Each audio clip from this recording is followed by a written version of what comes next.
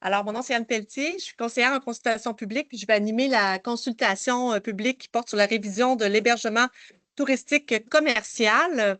Alors, pour ce faire, vous avez deux urbanistes qui viennent vous présenter le projet de règlement, soit Simon Guillemette et M. Emmanuel Bell. Alors, l'objectif ce soir, c'est une consultation. C'est que oui, on vous informe, oui, vous pouvez poser des questions, mais on veut aussi vous entendre vos commentaires. Alors, on vous consulte ce soir. La séance est doublement enregistrée pour des fins techniques et légales. Alors, c'est pour ça que j'ai mis des enregistreuses. Et pour la présentation que vous voyez, bien, elle sera en ligne dès demain matin. Alors, pour les gens en ligne aussi, vous pourrez la consulter dès demain matin. Elle sera disponible. Avant d'aller un petit peu plus loin, je voulais quand même vous dire qu'au niveau des invitations, on a fait une distribution porte à porte. Alors peut-être certains d'entre vous, même les membres du conseil de quartier, ont reçu un petit encart leur annonçant la consultation publique. On avait naturellement la publicité sur le site web. On a fait aussi un envoi à la liste des abonnés du conseil de quartier. D'ailleurs, si vous n'êtes pas déjà abonné, vous pouvez le faire. Il y a des cartons à l'arrière pour laisser votre nom. Ou abonnez-vous encore mieux au conseil de quartier sur leur Facebook, où là, vous avez vraiment des nouvelles beaucoup plus fréquentes. Et nous avons aussi envoyé l'avis public du greffe, naturellement, le 26 mai. Et pour les besoins de la consultation, tout document en format papier se retrouve à l'arrière et ils sont aussi disponibles à l'avance. Si vous voulez les consulter en format papier, vous m'appelez et je vous imprime une copie et elle devient disponible rapidement. Alors, juste rappeler aussi que ce soir, on fait une consultation publique au niveau du déroulement, mais il y aura aussi une demande d'opinion. Alors, une demande d'opinion, c'est que, compte tenu qu'on a une politique au niveau de la Ville de Québec qui demande obligatoirement de demander l'opinion du conseil de quartier lorsqu'il y a modification de zonage, alors c'est le cas ce soir, alors votre conseil de quartier aura à émettre une recommandation. Alors, une recommandation, c'est une suggestion, c'est pas décisionnel, c'est vraiment pour conseiller les personnes qui vont décider si oui ou non le projet de règlement ira de l'avant. Alors, vous avez compris que le conseil de quartier est un conseil consultatif pour la ville et que le pouvoir décisionnel, c'est dans le main de vos élus. Alors, M. Poirier et ses collègues auront à décider lors du prochain ou dans les prochains conseils d'arrondissement. Alors, n'oubliez pas que vos bénévoles qui sont vos membres du conseil de quartier qui sont à l'avant, ce sont des bénévoles, ce sont vos voisins et tout ça. Et leur expertise, c'est la même que la vôtre. Ils sont experts de votre quartier. Alors, leur rôle, c'est vraiment de donner leur opinion aux meilleurs du quartier et de leur connaissance et expérience terrain, un peu ce que vous pourrez aussi nous témoigner. Je vous mentionne également qu'il y a un rapport de consultation qui sera émis à la suite de cette rencontre et sera disponible également sur le site web ou je peux vous l'envoyer également par papier sans souci. Alors, avant la présentation, M. Raymond Poirier, M. Poirier, est-ce que vous vouliez ajouter quelque chose ou à la conclusion? C'est parfait. Que je fasse la conclusion. Mais dans le fond, de façon large, la ville, en fait, d'entrée de jeu, je pense que tout le monde ici constate qu'il y a des enjeux relativement au logement, soit une crise du logement ou de l'abordabilité du logement, selon le cas. La ville a pas énormément de leviers, dans le fond, pour inférer face à ce type de situation-là. De façon large, c'est très succinct, on pourrait dire qu'il y a trois leviers principaux. Le premier, c'est évidemment de permettre la construction de logements, d'immeubles locatifs, que ce soit et c'est ce qui est fait à l'échelle du territoire. Il y a quand même énormément d'habitations qui sont autorisées pour augmenter, dans le fond, le nombre de logements disponibles. En parallèle, bien évidemment, de ces logements-là, l'idée, c'est d'en avoir un pourcentage viable et hors marché, donc qui relève, entre autres, du logement social, mais pas que. Il y a aussi une volonté du côté de la ville d'augmenter le nombre d'unités qui sont mises en chantier de logements sociaux, de logements hors marché sur une base annuelle. Le minimum moral, c'est 500, mais l'idée, c'est systématiquement de le dépasser. Mais évidemment, pour accomplir ce deuxième levier-là, on a besoin aussi de soutien financier sur le plan provincial, sur le plan fédéral. Le troisième grand levier qu'on peut avoir, c'est celui de l'urbanisme, donc du zonage. On va pouvoir intervenir pour donner une ligne éditoriale sur le type d'usage qui est permis à l'intérieur, dans le fond, d'un certain périmètre urbain. Et c'est l'outil qu'on se propose en fait, de mettre en place aujourd'hui. Donc, de venir limiter certains types d'usages locatifs, certains types d'usages pour maximiser, dans le fond, le maintien de logements, d'habitation à l'intérieur d'un périmètre où, jusqu'à maintenant, il y avait d'autres types d'usages qui étaient un peu en compétition avec l'usage locatif. Donc, c'est un peu l'ambition de cette démarche-là. Et à mon échelle, c'est une préoccupation que j'avais entendue énormément, à la fois en campagne, à la fois après la campagne. Donc, je suis bien content de pouvoir manifester un peu et mettre en application potentiellement, selon les rétroactions qu'on aura aussi ce soir, de proposer, dans le fond, on dit comme ça, cet ajustement réglementaire-là. Un peu à l'image de ce qui s'est fait dans d'autres secteurs de la ville, qu'on pense au Vieux-Québec, qu'on pense à Saint-Jean-Baptiste, à Saint-Roch, Montcalm, entre autres. Donc, c'est aussi dans la continuité des pratiques qui ont été mises en place dans d'autres quartiers de la ville de Québec.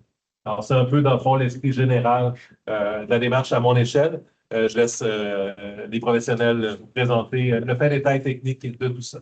Bien, merci beaucoup, M. Poirier, et on aura une période de questions et commentaires après la présentation. Merci. Oui. Bonjour à tous, merci de nous recevoir pour cette consultation publique. Un peu comme qui a été dit d'entrée de jeu, on va se concentrer sur la présentation d'un projet de règlement sur la révision de l'hébergement touristique commercial dans le quartier de Vieux-Limoilou. L'objectif de... C'est vite, good.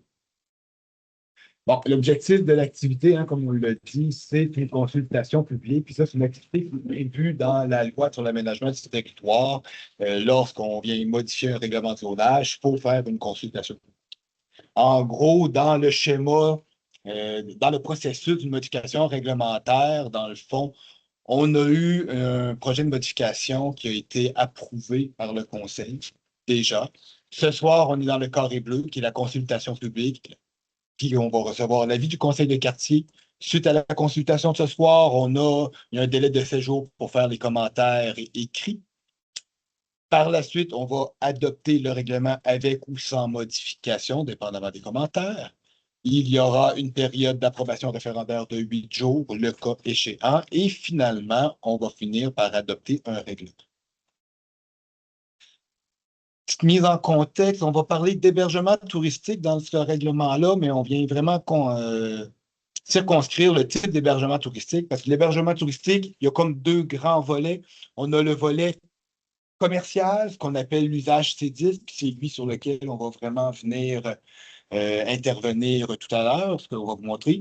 Puis il y a aussi un volet qui est plus associé à un logement, comme usage associé, dans lequel on retrouve l'hébergement touristique collaboratif, qui est quelqu'un qui habite chez eux, qui décide de partir un mois en voyage, qui peut louer sa maison pendant ce mois-là. Ça, c'est comme un usage associé au logement. Et il y a le fameux bed and breakfast, qui est un usage associé au logement, c'est-à-dire je suis chez moi, puis je reçois des gens qui couchent dans une de mes chambres et je leur fais déjeuner le matin. C'est un usage associé. Ce soir, nous, ce qu'on va se concentrer, c'est vraiment sur le commercial, ce qu'on appelle l'usage C10. La définition concrète de ce groupe d'usage-là, dans le fond, on parle d'établissements d'hébergement touristique général, qui comprend des établissements qui offrent publiquement et contre rémunération l'allocation d'unités d'hébergement pour des touristes pour une durée de 31 jours consécutifs ou moins. C'est-à-dire qu'à partir du moment qu'on loue en général pour plus de 31 jours, c'est du logement conventionnel. On parle d'hébergement touristique lorsqu'on est en deçà du 31 jours pour nos durées de location. Ces établissements peuvent offrir des services de réception, d'entretien ménager ainsi que de tout autre service hôtelier. C'est que dans le fond, le fameux Airbnb qu'on entend, ça rentre dans la même gamme que les hôtels au sens du règlement de zonage. C'est tout le même package. Pour compléter la mise en contexte, un peu ce que M. Poirier disait tout à l'heure, dans le fond, c'est une activité, la révision d'hébergement touristique, on a amorcé ça en 2004, dans le fond, pour revoir l'ensemble du territoire, où c'est qu'on voulait avoir notre hébergement touristique, où c'est qu'on ne la voulait pas et comment qu'on voulait la faire. Dans le fond, on a fait l'arrondissement, on a commencé en novembre, décembre 2024 avec le Vieux-Québec, et ensuite on a défilé avec l'arrondissement de Saint-Fond, on était là à la Haute-Saint-Charles, à Beauport, on est allé un petit peu à Charlebourg, puis là on revient fermer la boucle ici à Limoilou et éventuellement, probablement, peut-être à Mézeray, il y a quelques quartiers qui nous restent, mais on est rendu ici dans ce contexte-là. On se rappelle que dans le fond, l'objectif, c'est de restructurer l'évolution de l'offre touristique, mais tout en veillant à préserver le parc résidentiel. On sait qu'on est dans une crise. On a une crise du logement. Fait que dans le fond, mais de l'autre côté, on ne peut pas abolir l'hébergement touristique non plus. Fait que c'est trouver le juste milieu en préservant autant que possible tout ce qui est de parc résidentiel concret. Fait que actuellement, comme je vous ai dit, on a fait plusieurs arrondissements, de plusieurs modifications qui ont déjà été faites dans d'autres arrondissements. Celles-ci vont s'appliquer plus au quartier du Vieux-Limoux. Concrètement, dans le Vieux-Limoux, dans le quartier, dans votre quartier, le Vieux-Limoilou, il y a environ 5 zones où l'hébergement touristique est actuellement autorisé. On a celle qui est à l'extrême gauche, près de l'autoroute Laurentienne, puis du boulevard Ramel. Celle-ci, on n'y touchera pas. Ce soir, on va vraiment s'attaquer aux différentes zones. Les deux au nord-ouest, le long de la Canardière, la 3e avenue de la 41e à la 13e rue, et aussi sur la petite rue pas loin du pont Drouin, la petite zone pas loin du pont Drouin, sur lequel on va aussi intervenir. Parfait. Donc, là, je vais vous présenter concrètement les modifications réglementaires qui se trouvent dans le projet de règlement.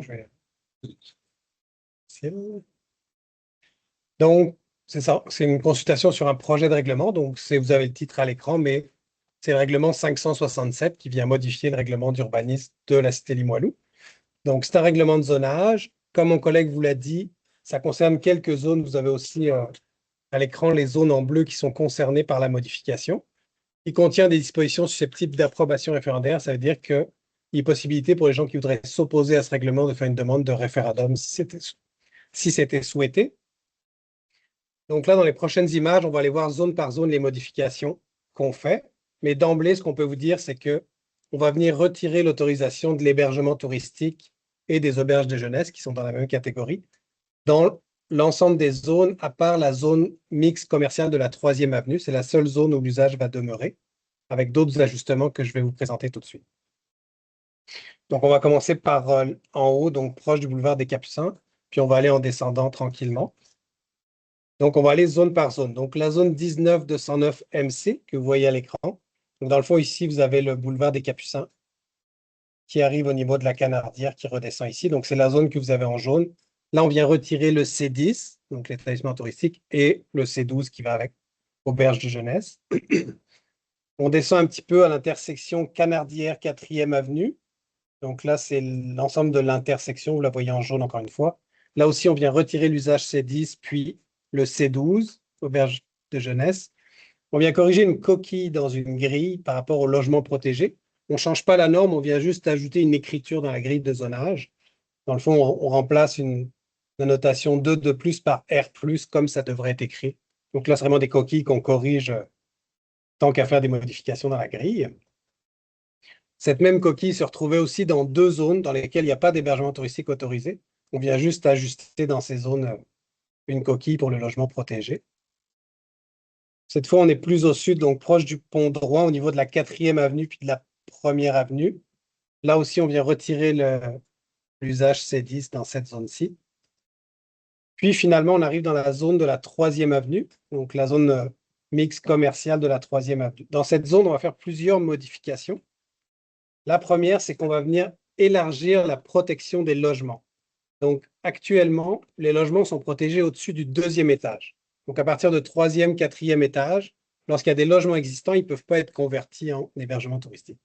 Là, on va venir agrandir cette protection pour aller chercher les usages qui se trouvent au-dessus du rez-de-chaussée. D'où le petit schéma que vous avez à l'écran. On passe d'une protection au-dessus du 2e étage à une protection au-dessus du rez-de-chaussée. Donc, tous les logements situés au-dessus du rez-de-chaussée ne peuvent plus être convertis en d'autres usages, et notamment hébergement touristique. D'autres modifications qu'on vient faire, on vient venir retirer le nombre maximal d'unités pour le C10. Actuellement, c'est 5 unités maximum par bâtiment pour le C10. Ça, c'est une orientation qu'on a prise dans l'ensemble de la ville, dans tous les quartiers, les modifications qu'on fait. Pour de la simplification réglementaire, on vient retirer les nombres d'unités maximum dans les grilles. Parce que dans le fond, on ne peut pas venir gérer le nombre d'unités dans le bâtiment. On a des normes qui encadrent les constructions, des hauteurs, des marges, etc. Donc, le volume du bâtiment est défini par des normes. Fait qu'on ne veut pas, dans le cadre du C10, venir normer précisément le nombre d'unités qui seraient requises par bâtiment. Donc, c'est pour ça qu'on le retire. C'est dans la même logique qu'on a fait partout en ville. Donc, c'est pour ça qu'on retire le maximum ici. Également, on va venir retirer l'autorisation du C10 au rez-de-chaussée. Donc, vous voyez, avant, on était autorisé à tous les étages dans le petit schéma. On pouvait faire C10 à tous les étages. Là, on vient le retirer au rez-de-chaussée. Donc, on agrandit la protection du logement, on retire C10 au rez-de-chaussée. D'abord, pour privilégier d'autres usages commerciaux et de services dans les rez-de-chaussée, d'une part. Et d'autre part, on a des immeubles dans cette zone qui sont 100% résidentiels, finalement, avec des logements qui sont au rez-de-chaussée. Donc, la protection des logements ne s'appliquant qu'au-dessus du rez-de-chaussée, on ne voudrait pas que les unités qui sont au rez-de-chaussée soient converties en hébergement touristique. Là, on vous a mis une petite image pour illustrer en fait la répartition des usages autorisés par bâtiment avec des images d'un bâtiment du secteur.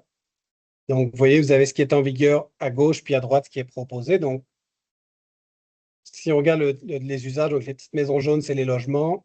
Lorsque c'est encadré en orange, c'est les logements protégés. Le petit chariot rouge, c'est pour les commerces et services, puis en bleu pour l'hébergement touristique. Donc, vous voyez, aujourd'hui, c'était autorisé à tous les étages l'hébergement touristique. Commerce et services, c'est souvent autorisé au rez-de-chaussée, mais parfois aussi au deuxième étage ou au sous-sol. Logement à tous les étages avec protection au-dessus du deuxième. Et donc, ce qu'on propose aujourd'hui, c'est de venir agrandir la protection des logements au-dessus du rez-de-chaussée. Donc, tous les logements au-dessus du rez-de-chaussée deviennent protégés. Et on vient aussi retirer l'hébergement touristique au rez-de-chaussée. Également, on fait une autre modification par rapport à une autre catégorie d'usage, qui est l'usage P5, établissement de santé sans hébergement, qui actuellement n'était pas autorisé au rez-de-chaussée. On l'autorisait au sous-sol, puis au deuxième étage, mais pas au rez-de-chaussée. Donc, on vient venir l'autoriser également au rez-de-chaussée. Puis, pour cette même catégorie d'usage, on vient une nouvelle fois corriger une coquille qu'il y avait dans la grille par rapport à la superficie de plancher d'un bâtiment, qu'on vient rehausser à 800 mètres carrés au lieu de 400 mètres carrés. Là, je vais vous l'expliquer avec la petite grille qui est en dessous. C'est que, dans le fond, on peut mettre des superficies par rapport aux catégories d'usage, on peut mettre des superficies par établissement ou par bâtiment.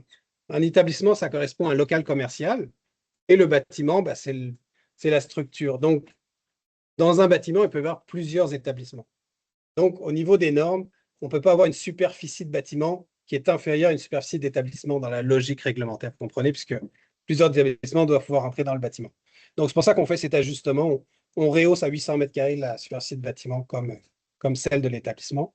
Et pour la localisation du P5, donc établissement de santé sans hébergement, on a reçu un projet de cabinet dentaire qui se trouve au coin de la 8e rue et de la 3e avenue. Un ancien bar qui est fermé depuis quelques temps, là, qui serait reconverti en cabinet dentaire. Donc, pour permettre d'autoriser ce projet, on autoriserait le P5 au rez-de-chaussée également. En résumé, dans le fond, c'est une diapo qui résume à peu près ce qui se passe sur le territoire. Fait que dans la zone 19-209, on retirait le C10 et le C12. Même chose pour la 19-215 et également sur la 19-230, qu'on retirait le C10. Et lorsqu'on arrivait à s'attaquer sur la 3e avenue, on élargissait la zone de protection des logements, on enlevait le C10 au rez-de-chaussée, puis on venait permettre le P5 ici au rez-de-chaussée dans cette même zone. Dans les prochaines étapes, un peu pour faire suite au petit croquis du départ que je vous ai montré, normalement, ce soir, on est en consultation publique, on va recevoir vos opinions, vos commentaires et l'avis du conseil de quartier. Jusqu'à la semaine prochaine, on va voir la période de consultation écrite. Au prochain conseil d'arrondissement, qui se retrouve à être le 9 juillet, il va y avoir l'avis de motion et l'adoption du projet de règlement. Ensuite, du 11 au 18, ça serait la période prévue pour l'approbation référendaire de cas échéant. Et on arriverait avec une adoption finale à la fin août, étant donné que l'été, il n'y a pas de conseil d'arrondissement. Ce serait le 31 août, à la reprise des travaux après les vacances d'été, qu'on adopterait final le règlement, qui tombera en vigueur normalement début septembre par là. Merci.